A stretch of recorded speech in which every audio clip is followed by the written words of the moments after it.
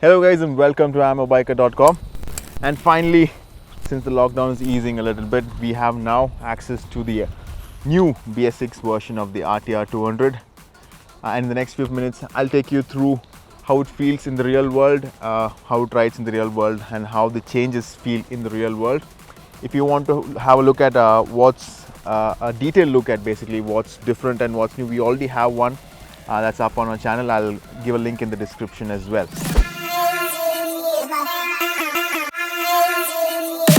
Get the f*** out!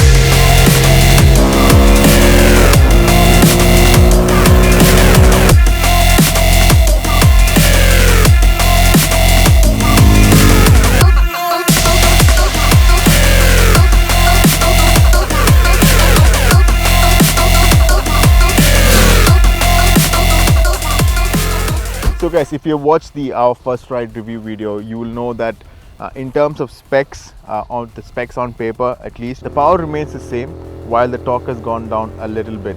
And in terms of weight, there's been a slight about 2.5 kgs increase in weight. That's basically due to the BS6 conversion as well. In the real world, do you feel that extra weight? No, never. Not one point do you ever feel it.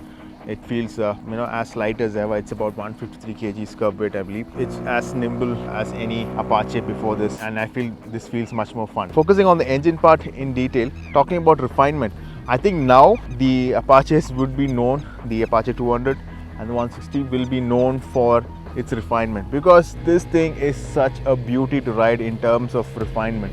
You absolutely feel no vibes, even high up in the revs. You actually feel like the piston is slipping over something. It's so beautiful. There is no vibe compared to what it was and where it came from. It is a totally beautiful engine. And in terms of power delivery, it's still got that typical Apache character, like it just wants to go. If you watched our previous review and the one before that, Apaches have always been tuned in such a way to make them very efficient street bikes in terms of power delivery. So this basically remains the same in this character. So you have great off-the-line performance, you have great mid-range. Top end is probably where it lacks, and it takes a little bit of time to get to the top end, but that's not where this bike excels. This bike is meant for the city and meant for that mid-range, and that's where it does extremely good. Top end, we pushed it, we got about 126. Probably with a lighter rider you could go faster, but I don't think this bike is meant for those kind of things. It's that 0 to 100 is where this bike excels.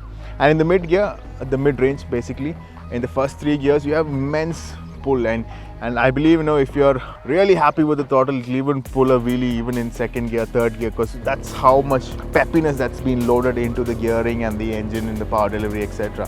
So in city use, you can potter around town in second gear, third gear, almost ride it as an automatic, and you still have enough power in all gears.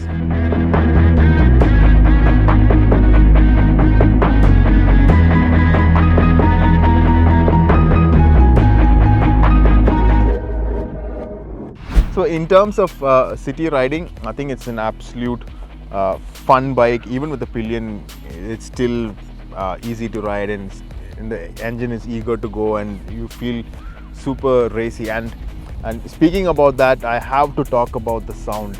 Oh, the sound is so addictive. It's super addictive, and especially a lot of people might be big fans of how it sounds when you rev it. I'm a big fan of how it sounds when you actually cut the throttle and you're braking from like 80, 90, and you match the revs and you keep downshifting. It actually sounds like a proper big bike and feels like a proper big bike.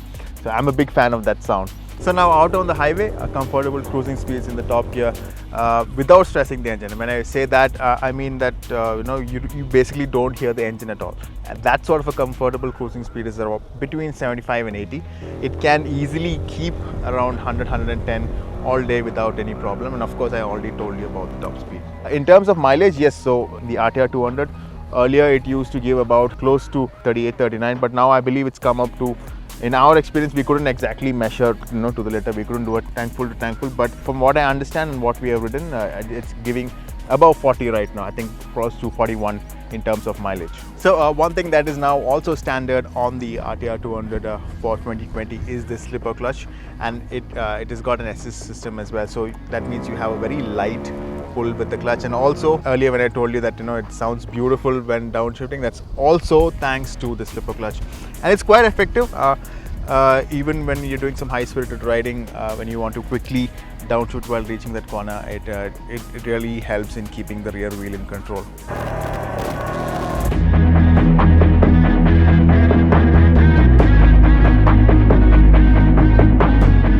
Now going a little bit more detailed into the handling side of things. So typical Apache character, handles good. I could stop there, but I'll tell you a little bit more. The riding dynamics has not changed over the previous version, so technically it's the same. But same in the way that it has been good and it remains good. The rear tire is now a radial tire, so that gives you a little bit more confidence in terms of how it behaves in a corner and less compression, etc. So even with the pillion, it feels much more grippy and things are stable and in control. The front suspension by itself is a little bit on the softer side, so that really is helpful for the street use, because especially on our kind of roads, when you go into a pothole or when you bump into a speed breaker ever so often, it really soaks up that. But the rear is slightly on the stiffer side. Probably that's how they balanced it and got the great handling out of this bike, apart from the rake and things like that. But in terms of riding position also, things are very much relaxed. You pretty much sit upright, you are relaxed, and you can just potter around city without any problem. Even with the pillion, there's no weight coming onto you, and it's a relaxed affair. If you're pushing it, of course, when you're pushing it around the corner, if you're taking it someplace where you want to really have fun, this bike will do it. This bike will keep you happy, and I'm pretty sure for most of us this bike is more than sufficient, and this bike's capability is more than ours in terms of that. In terms of braking, again, sharp, very precise braking, and you can just stop on a dime, like they say, right? You can just jam it and it's there, it's well in control. The ABS is also definitely helpful, definitely much needed, I guess. Nowadays with we have all sort of animals on the road, pun intended. And so in terms of braking, no issues there, and I think always been good, and this version not much changes from the previous one, so it carries that forward as well.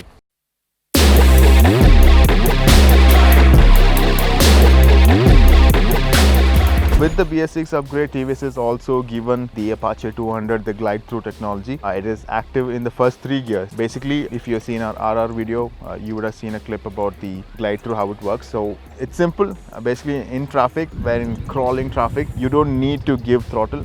Just slot it into first gear and release the clutch slowly. The vehicle will start moving at an appropriate speed for that gear. So it works in the first 3 gears. So for the first gear, it does about 7 to 10 kilometers per hour. Second gear about 13 kilometers per hour, and in third gear it will go all the way to about 17 kilometers per hour, and you don't need to give any throttle input. So if you are in traffic and you just want to keep moving forward in a relaxed way, just slowly release the throttle, the clutch, and it will just move forward, especially when you're in the stop and go traffic. Quite useful in that.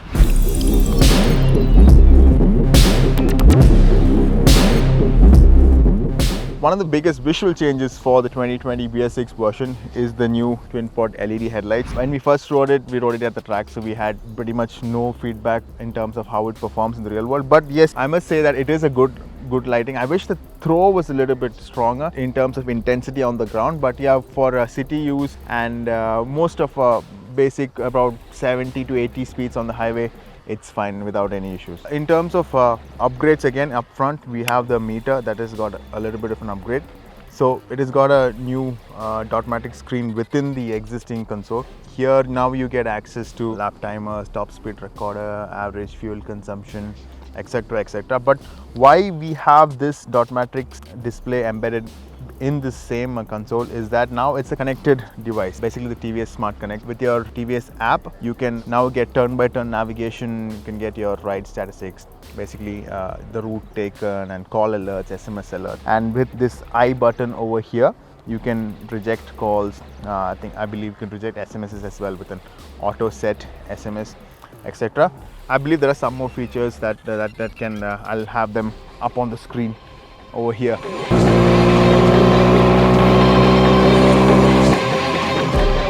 So all in all, with the BS6 upgrade, to sum it up, there are a lot of things, small things that have been changed. Right out of the top of mind, I can tell you that the O2 sensor position has been a change for better working, efficient working of the closed loop fuel injection system. And there are a lot of small changes in terms of refinement that have been gone into the piston itself, that the piston is now an asymmetric piston. This also helps in a lighter piston that revs faster, etc. So do check out our main video or the first video of this for if you want to have a detailed look at what has been changed. And hope this video has been useful for you to understand how it behaves on the road and how it performs on the road. And thank you for watching, and hey, please do subscribe to our channel, and I'll see you in the next one.